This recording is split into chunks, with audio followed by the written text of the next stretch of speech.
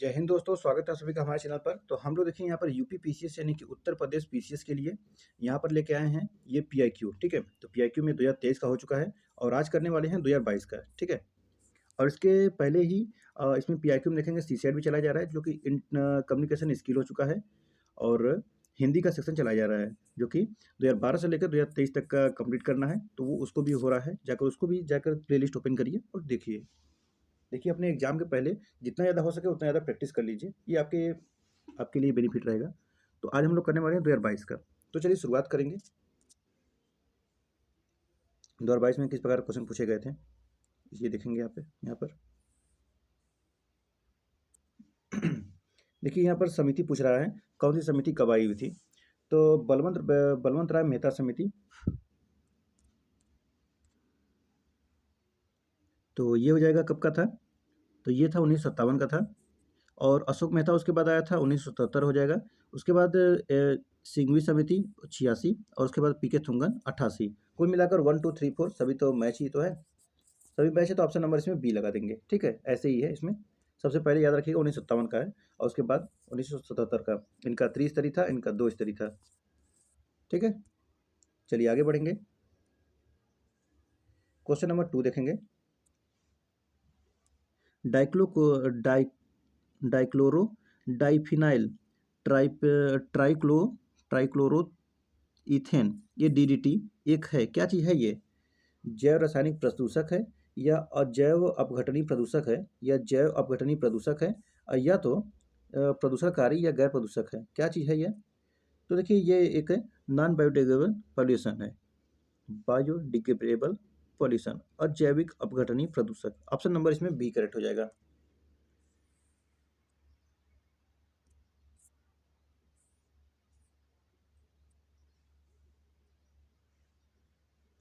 चलिए अब यहाँ पे देखिए कौन सा सुमेलित है जनजाति और राज्य। केरिया दिया उड़ीसा, कुकी दिया उत्तर प्रदेश, यानदी दिया राजस्थान और पालियान दिया है तमिलनाडु। बताइए कहाँ पर होगा, कौन सा सुमेलित होगा? एक और दो, एक और चार, दो और तीन, या तो ये चार, तीन और चार। चलिए फटाफट आंसर करिए, जोर से जल्दी जल्दी। तो केरिया हो जाएगा उड़ीसा, कुकी का गलत है, उत्तर प्रदेश नहीं है, यानदी का राजस्थान गलत है, पालियान का हो जाएगा तमिलनाडु, ये ठीक है। यानी पहला और चौथा सही है, पहला और चौथा सही है, तो ऑप्शन नंबर इसमें बी लगा देंगे। तो चलिए देखते हैं और कौन कौन सा इसमें सुमेलित है। देखिए खेरिया या केरिया ये उड़ीसा, बिहार, छत्तीसगढ़, झारखंड, मध्य प्रदेश, महाराष्ट्र, पश्चिम बंगाल। वही कुकी है तो त्रिपुरा, असम, मणिपुर, मेघालय, मिजोरम, नागालैंड। या नदी तो ये आंध्र प्रदेश और तेलंगाना है। पालियान तमिलनाडु में होता है, बोला जाता है, मतलब जनजाति है। चलिए 4 नंबर देखेंगे। निम्नलिखित में से कौन सा बायोमास ऊर्जा का स्रोत नहीं है? लकड़ी, परमाणु, गोबर या कोल। कौन हो जाएगा इसमें से? तो ये हो जाएगा परमाणु ऊर्जा। ऑप्शन नंबर इसमें बी लगा देंगे। इसका ये स्रोत नहीं है, बाकी लकड़ी, गोबर, कोयला है, तो परमाणु ऊर्जा नहीं है।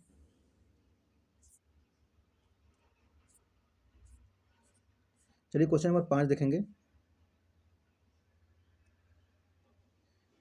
निम्नलिखित में से किसने चिंतामणि भट्ट द्वारा रचित संस्कृत ग्रंथ सुक सप्तति का फारसी में अनुवाद कर उसका नाम तूतीनामा रखा था? अमीर खुसरो, अब्दुल रज्जाक, सिहाबुद्दीन अल उमरी या तो ख्वाजा जियाउद्दीन नक्शबी। किसने रखा था नाम तूतीनामा? तो ऑप्शन नंबर इसमें डी लगा देंगे, ख्वाजा जियाउद्दीन नक्शबी।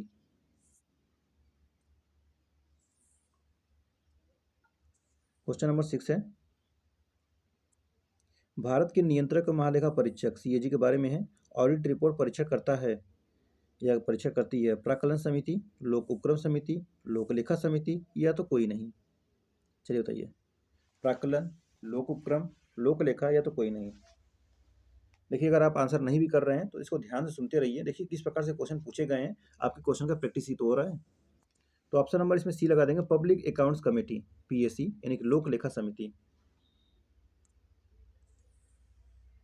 देखेंगे लोक लेखा समिति भारत सरकार के विनियोग लेखे और उन पर भारत के नियंत्रक और महालेखा परीक्षक की ऑडिट रिपोर्ट का परीक्षण करती है।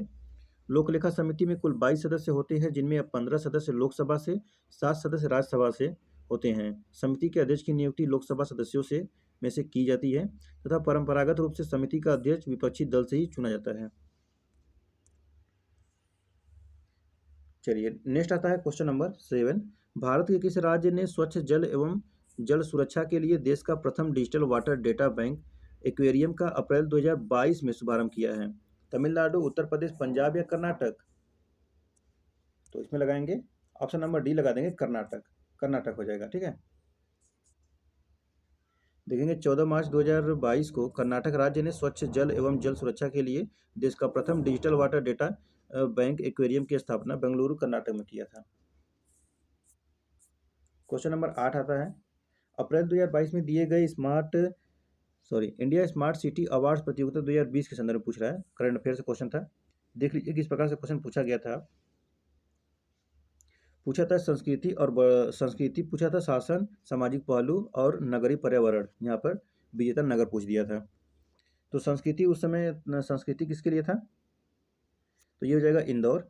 शासन, तो शासन कहाँ का अच्छा था? ये था बड़ोदरा। और सामाजिक पहलू ये हो जाएगा तिरुपति। और नगरीय पर्यावरण भोपाल। कुल मिलाकर 2-1-4-3 हो जाएगा। ऑप्शन नंबर बी लगा देंगे। संस्कृति इंदौर, शासन बड़ोदरा, पहलू सामाजिक पहलू तिरुपति, नगरीय पर्यावरण भोपाल। चलिए क्वेश्चन नंबर 9 देखेंगे। भारत में कृषि क्षेत्र में छूटों फार्म सब्सिडी के संदर्भ में निम्नलिखित कथनों पर विचार कीजिए। भारत में इनपुट सब्सिडी जैसे उर्वरकों पर दी जाने वाली अप्रत्यक्ष फार्म सब्सिडी के अंतर्गत आती है। और दूसरा है किसानों को बिजली एवं सिंचाई पर दी जाने वाली कटौतियां प्रत्यक्ष फार्म सब्सिडी के अंतर्गत आती हैं। और तीसरा देखेंगे, विश्व व्यापार संगठन डब्ल्यूटीओ के कृषि संबंधी प्रावधान प्रत्यक्ष फार्म सब्सिडी की अनुमति देते हैं, परंतु अप्रत्यक्ष सब्सिडी पर रोक लगाते हैं। और चौथा क्या है कि भारत में सरकारों द्वारा दी जाने वाली सभी सब्सिडियां अप्रत्यक्ष श्रेणी में आती हैं। तो चलिए देखेंगे इसका ऑप्शन क्या दिया है।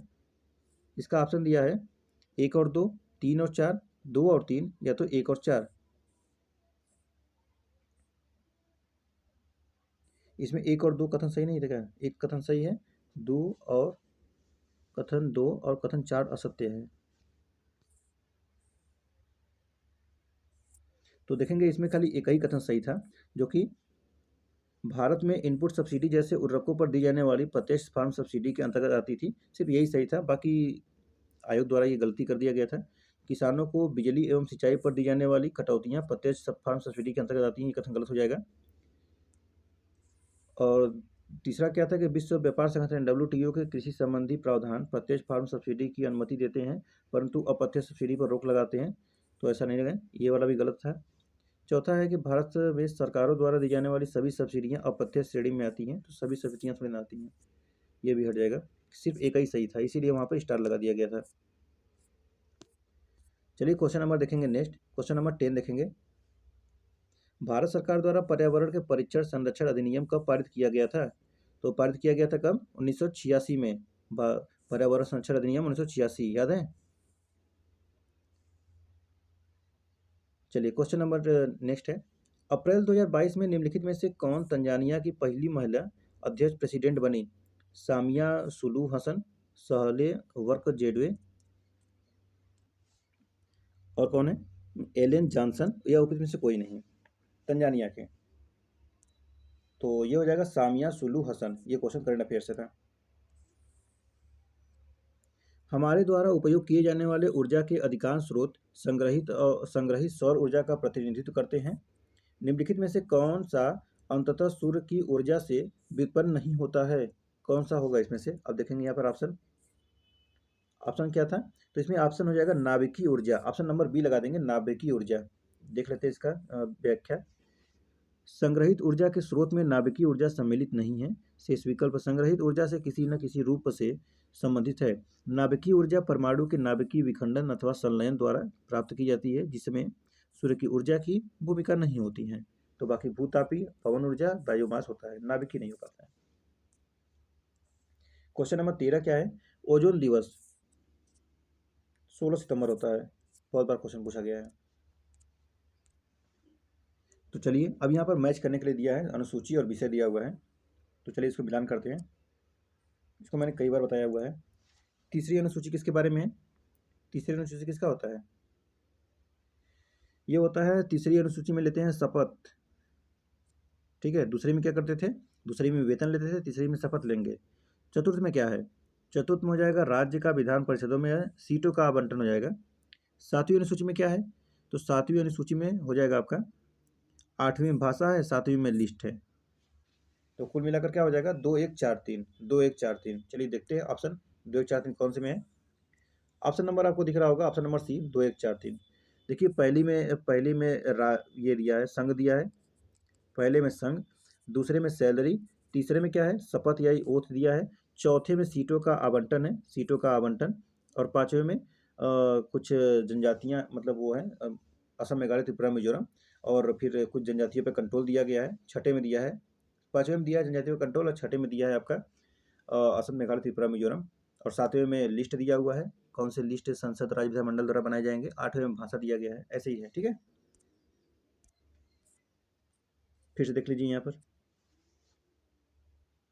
तो देख लीजिए, आगे बढ़े। क्वेश्चन नंबर 15, निम्नलिखित में से किस स्थान पर विश्व स्वास्थ्य संगठन यानी WHO परंपरागत औषधि का वैश्विक केंद्र स्थापित करने जा रहा है?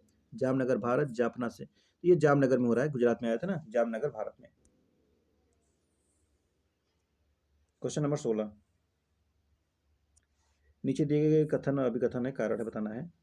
कथन क्या है कि 73वां संविधान संशोधन भारत के स्थानीय शासन के इतिहास में एक आधार स्तंभ के रूप में माना जाता है, क्योंकि 73वें संविधान संशोधन ने पंचायतों को अति अपेक्षित संवैधानिक दर्जा प्रदान किया है।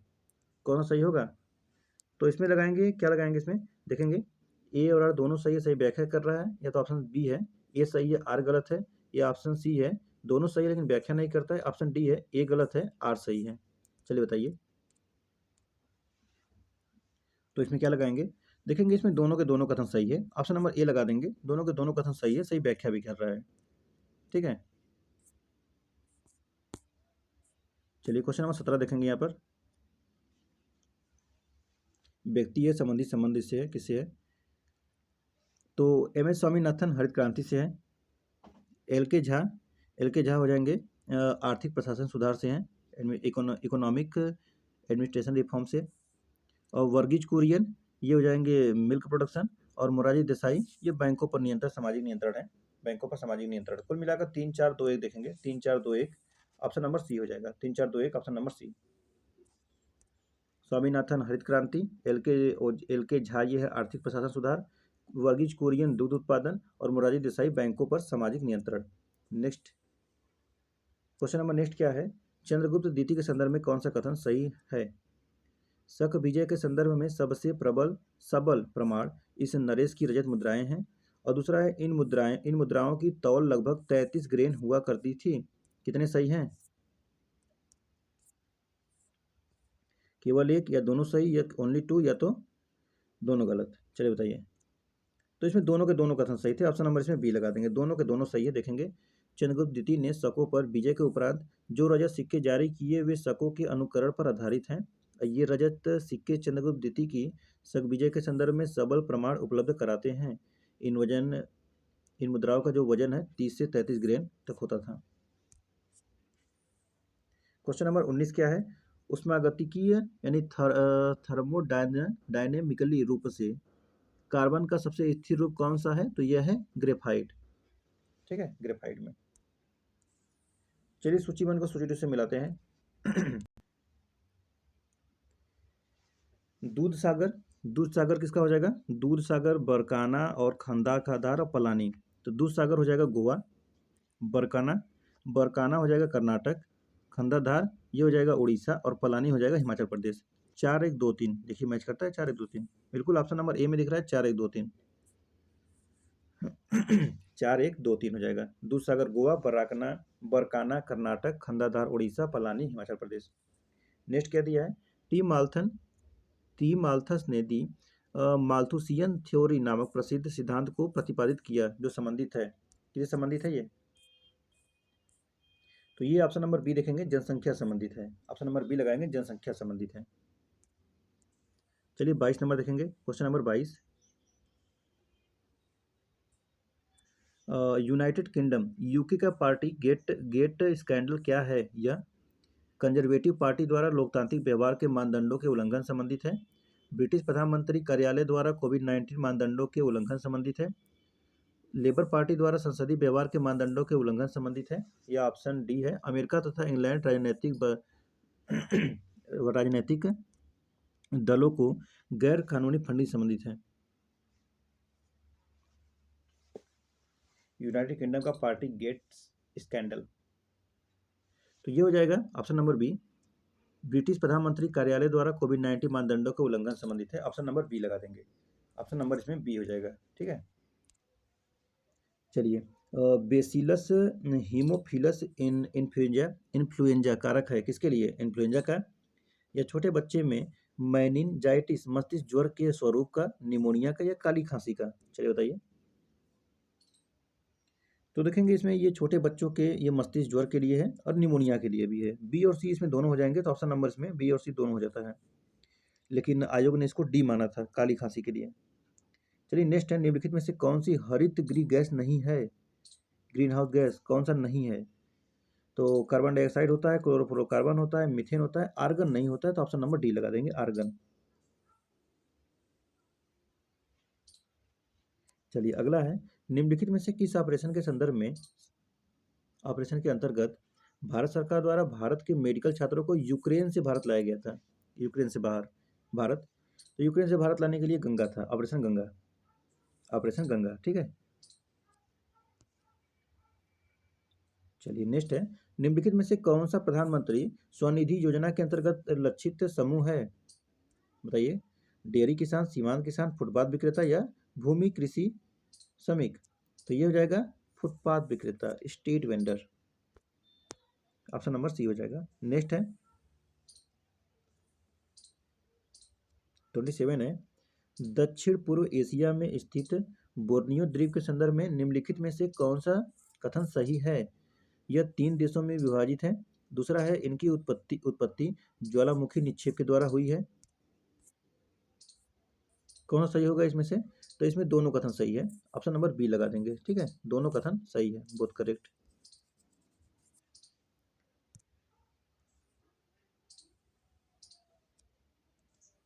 अधिकारी और कार्य दिया हुआ है, यहाँ पर अधिकारी और कार्य दिया हुआ है, तो चलिए मिलान करेंगे।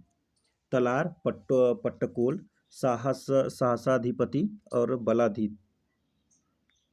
तो तलार का हो जाएगा, रात्रि सुरक्षा कर्मियों का अधिकारी होता था तलार।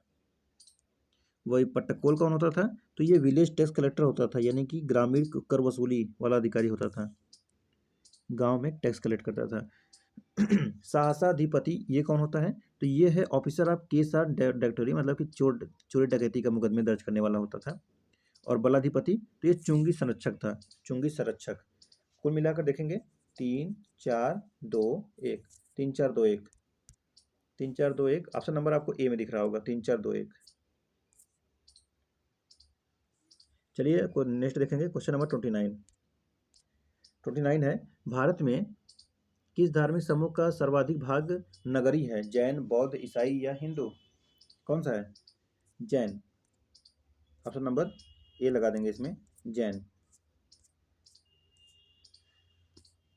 चलिए अब यहाँ पर फिर देखेंगे, यहाँ पर क्या है, विधानसभा के नवनिर्वाचित अध्यक्ष और राज्य दिया हुआ है। देखिए यही पूछा हुआ था एक बार।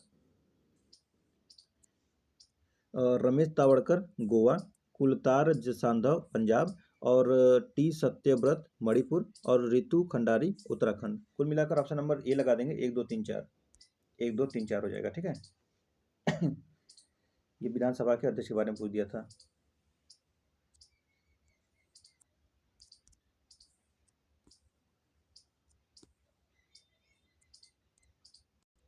नेक्स्ट देखेंगे 31 नंबर, उत्तर प्रदेश के निम्नलिखित नगरों पर विचार कीजिए तथा जनसंख्या के आधार पर अवरोही क्रम बताइए। अवरोही क्रम में देखेंगे सबसे ज़्यादा पहले ये कानपुर हो जाएगा, फिर लखनऊ हो जाएगा, फिर गाजियाबाद, फिर आगरा। कुल मिलाकर ऑप्शन नंबर सी लगा देंगे, कानपुर, कानपुर, लखनऊ, गाजियाबाद, आगरा।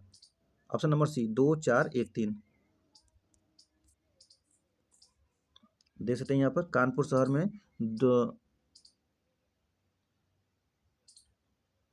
29,20,000, और वही 29,01,000 जो लगभग लखनऊ में है, गाजियाबाद में 23 लाख और आगरा में 17 लाख। चलिए नेक्स्ट क्या है, कौन सा सुमेलित है? देव समाज, देव समाज बनारस दिया है, और भारत धर्म महामंडल दिल्ली दिया हुआ है, Sanatan Dharma Rakshini Mahasabha Calcutta. Option number C correct इसमें है। फिर से देख लेंगे, देखिए भारत धर्म महामंडल हरिद्वार है, देव समाज लाहौर है, सनातन धर्म रक्षणी सभा कलकत्ता जो कि सही था, और राधा स्वामी सत्संग आगरा में है। आगे बढ़ेंगे, क्वेश्चन नंबर 33 है, निम्नलिखित समाजशास्त्रियों में से किसने ग्राम्य नगरीकरण के विचार को विस्तार बताया? किसने बताया था? जीएस घुरिया ने, समाजशास्त्री हैं ये, GS Ghurye. Option number C. आप अगर सोशियोलॉजी लिए होंगे यूपीएससी में या यूपीएससी में तो पढ़े होंगे उसके बारे में। क्वेश्चन नंबर 34, नई दिल्ली की किस प्रसिद्ध इमारत को प्रधानमंत्री संग्रहालय में परिवर्तित कर दिया गया है? चलिए बताइए। Talkatora stadium, India habitat centre, तीन मूर्ति भवन, या तो विज्ञान भवन को किसको किया गया है? तो यह किया गया है, ऑप्शन नंबर सी है, तीन मूर्ति भवन को किया गया है। 14 अप्रैल 2022 को प्रधानमंत्री नरेंद्र मोदी ने नई दिल्ली में प्रधानमंत्री संग्रहालय का उद्घाटन किया। यह संग्रहालय तीन मूर्ति भवन परिसर में बनकर तैयार हुआ है। तीन मूर्ति भवन पूर्व में प्रधानमंत्री जवाहरलाल नेहरू का निवास स्थान था। चलिए, भारत में सौर ऊर्जा द्वारा संचालित पहला हवाई अड्डा, तो पहला हवाई अड्डा ये कोच्चि है। ऑप्शन नंबर बी लगा देंगे, कोच्चि। चलिए अगला है, निम्नलिखित में से कौन सी वाटर शेड विकास परियोजना भारत की केंद्र सरकार द्वारा प्रायोजित है? इसका उद्देश्य ग्रामीण आबादी के पानी के संरक्षण के लिए सक्षम बनाना था, तो यह था हरियाली। ऑप्शन नंबर ए लगा देंगे, हरियाली। अगला क्या है, कौन सा सुमेलित नहीं है? ईश्वर वर्मन जन्म जौनपुर प्रस्तर अभिलेख, और जीवित गुप्ता सेकेंड दैव वर्णाक अभिलेख, ईशान वर्मन ये हरहा पसाड़ अभिलेख, सर्ववर्मन ये गलत है, तो ऑप्शन नंबर बी लगा देंगे। चलिए देख लीजिए, सर्ववर्मन हो जाएंगे असीरगढ़ ताम्रपत्र। ठीक है, बाकी सब सुमेलित है।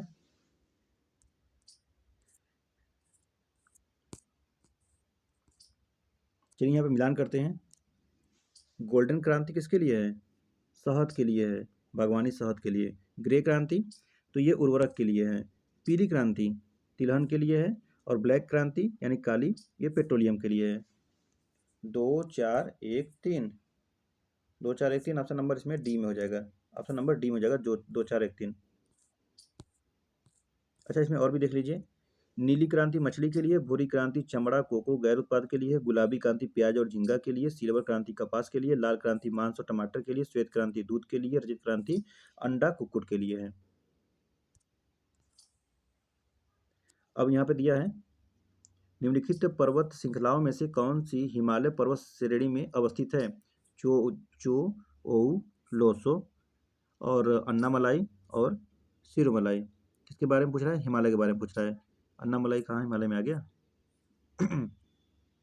तो इसमें 1 और 2 लगा देंगे। ऑप्शन नंबर 1 और 2, चो ओउ दुनिया में सबसे ऊंचे पर्वतों में से एक है, ये 8201 मीटर है। ठीक है, तो चो ओउ और लोसो हो जाएगा बस। चलिए आगे बढ़ेंगे, नेक्स्ट देखेंगे, कौन सा सुमेलित नहीं है? तो ये रेयान सुमेलित नहीं था, जो कि रूपांतरित स्टार्च दिया था। यहाँ पर क्या हो जाएगा? रूपांतरित सेल्यूलोज हो जाएगा। ठीक है, बाकी सब सुमेलित है। देखेंगे, एस्पार्टेम तो ये हो जाएगा संश्लेषित मधुरक, और ऑक्सीटोसिन हार्मोन हो जाएगा, और नियोप्रोइन ये हो जाएगा विशिष्ट रबड़। आगे बढ़ेंगे, क्वेश्चन नंबर 41 देखेंगे। क्वेश्चन नंबर 41 मिलान करने के लिए दिया हुआ है यहाँ पर, तो चलिए मिलान करते हैं इसको। बस क्या बताना है, विचार करना है, मतलब कौन सा घटना कब घटा था उसके बारे में है। मुदकी का युद्ध कब हुआ था? मुदकी का युद्ध, तो मुदकी का युद्ध हुआ था 1845 में। पोर्टोनोवा का युद्ध, पोर्टोनोवा का युद्ध हुआ था 1781 में। सरखेड़ा का युद्ध कब हुआ था? सरखेड़ा तो यह हुआ था 1724 में। और बेदरा का युद्ध कब हुआ था? यह हुआ था 1759 में। कब हुआ था? 1759 में। चलिए मिलान करिए, तो सबसे पहले 1724 आएगा, फिर आएगा 1759, फिर 1781, फिर 1845। कुल मिलाकर देखेंगे तो 3 4 2 1, 3 4 2 1, ऑप्शन नंबर बी हो जाएगा।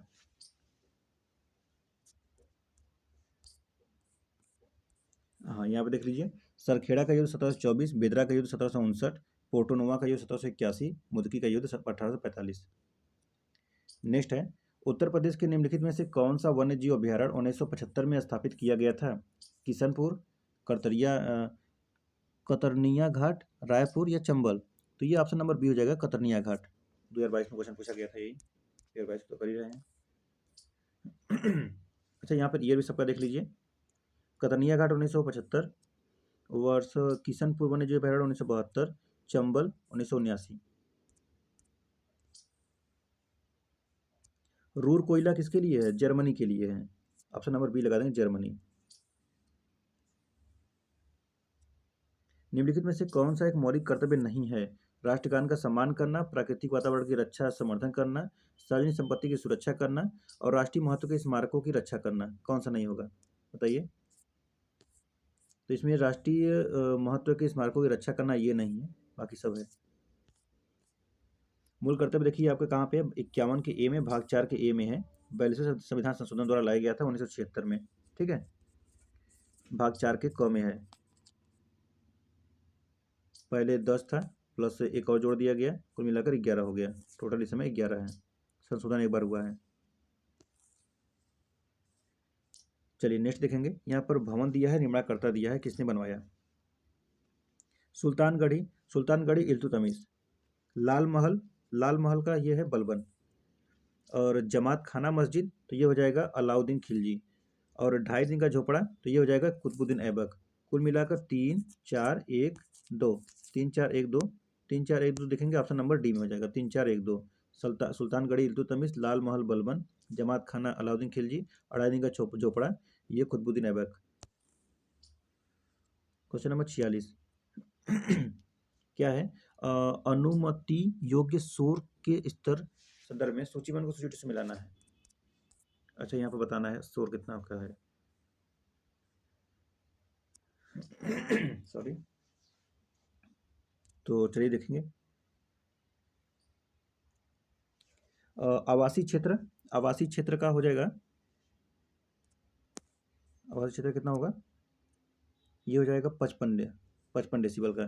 शांत क्षेत्र का 50, और औद्योगिक क्षेत्र का 70, और व्यापारिक क्षेत्र का 65। कुल मिलाकर इसमें ऑप्शन नंबर सी लगा देंगे, 2 1 4 3 हो जाएगा, 2 1 4 3, ठीक है। चलिए 47 नंबर देखेंगे। इसमें यहाँ पर महासागर दिया है, अधिकतम गहरा बिंदु दिया है, उसको मिलान करना है। प्रशांत, तो प्रशांत हो जाएगा मेरियाना गर्त हो जाएगा। आर्कटिक, तो आर्कटिक हो जाएगा मेलाय गर्त। हिंद हो जाएगा सुंडा गर्त। और अंध हो जाएगा अटलांटिक प्यूरो रिको गर्त। कुल मिलाकर देखेंगे इसमें तो 3 4 1 2, 3 4 1 2, 3 4 1 2, ऑप्शन नंबर ए में है, ऑप्शन नंबर ए में हो जाएगा। चलिए यहाँ पर देख भी सकते हैं। क्वेश्चन नंबर 48 आपको सामने दिख रहा होगा। वर्ष 2022 के प्रारंभ में कौन सा देश इस्पात उत्पादन में विश्व में सर्वाधिक रहा था? तो यह था चाइना। पारिस्थितिकी निकेतन के संदर्भ में कौन सा कथन सही है? यह उन स्थितियों की श्रेणी का प्रतिनिधित्व करता है जो संसाधनों के उपयोग और पारिस्थितिकी तंत्र में उसकी कार्यात्मक भूमिका के सहन कर सकती है। और दूसरा है प्रत्येक प्रजाति एक अलग स्थान होता है। कौन सही होगा? तो इसमें लगाएंगे दोनों कथन सही है, ऑप्शन नंबर बी लगा देंगे, दोनों कथन सही है। चलिए नेक्स्ट है कथन और कारण क्वेश्चन है। कथन है, भूमध्य सागरीय जलवायु के क्षेत्रों में वर्षा शीत ऋतु में होती है। और क्योंकि गर्मियों में ये क्षेत्र शुष्क स्थलीय हवाओं के प्रभाव में रहते हैं। दोनों सही है, सही व्याख्या भी करते हैं, ऑप्शन नंबर ए लगा देंगे। लिख लीजिए, कोपेन के वर्गीकरण के अनुसार भूमध्य सागरीय जलवायु 30 से 45 डिग्री उत्तर दक्षिण अक्षांशों के मध्य पाई जाती है। इसका नाम भूमध्य सागर के नाम पर भूमध्य सागरीय जलवायु पड़ा है। इस जलवायु क्षेत्र में वर्षा शरद ऋतु में होती है। गर्मियों में यह क्षेत्र शुष्क स्थलीय हवाओं के प्रभाव में रहते हैं। चलिए अगला क्वेश्चन देखेंगे। अगला क्या क्या है, सुमेलित करना है यहाँ पर भी। तो चलिए इसको मिलान करते हैं। बटेश्वर पहाड़ी आपका बिहार में पड़ेगा। बिलारी श्रृंखला पड़ेगा मणिपुर में। और चीन श्रृंखला, तो एक मिनट, बिलारी श्रृंखला कहाँ है? बिलारी श्रृंखला पड़ेगा कर्नाटक में। चीन श्रृंखला जो है ये रहेगा आपका मणिपुर में। और धोसी पहाड़ी हरियाणा। ठीक है, 3-4-2-1, 3-4-2-1, 3-4-2-1 ऑप्शन नंबर सी में है।